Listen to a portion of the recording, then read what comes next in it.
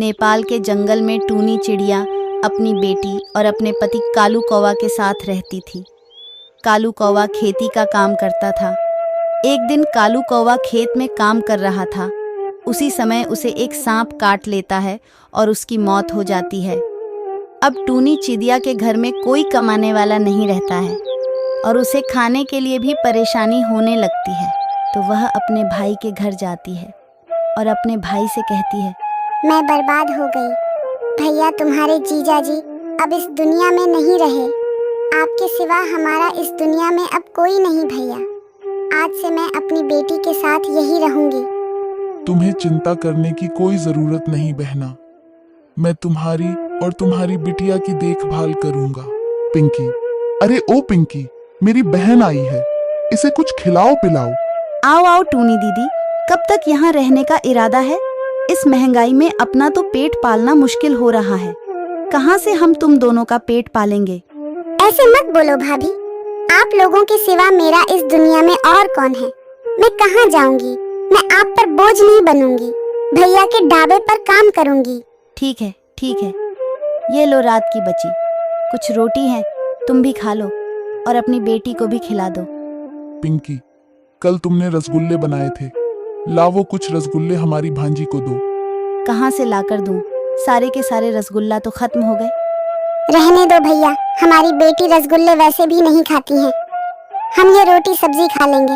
अगले दिन टूनी अपने भाई के ढाबे पर काम करने के लिए जाती है।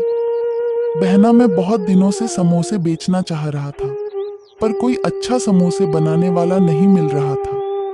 अब तुम आ गई हो तो आज से ही समोसे बनाना शुरू कर दो। जितने भी समोसे बिकेंगे उसमें मैं आधा मुनाफा तुम्हें दूंगा।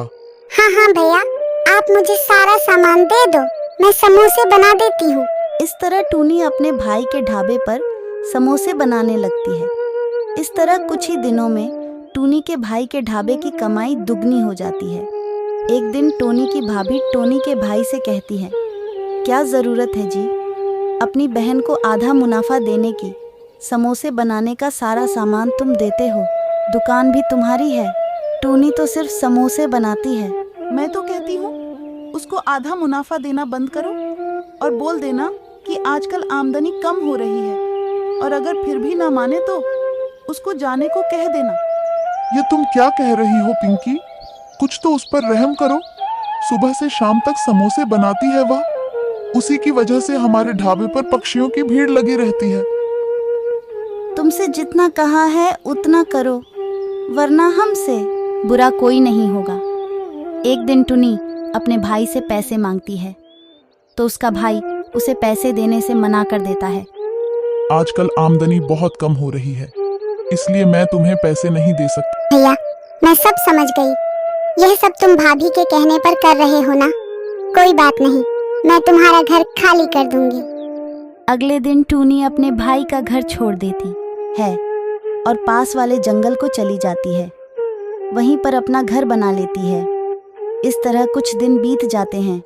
एक दिन बाजार से टोनी चिड़िया समोसे बनाने का सामान खरीद कर लाती है और समोसे बनाकर बेचना शुरू कर देती है। ये समोसे तो बहुत स्वादिष्ट है। इन समोसों को खाने के लिए हमें दूसरे जंगल को जाना पड़ता था। इस तरह समोसे बेचकर टोनी चिड़िया खुशी खुशी अपनी बेटी के साथ रहने लगती है। प्यारे दोस्तों, ये कहानी आपको कैसी लगी? कमेंट बॉक्स में ज़रूर बताना।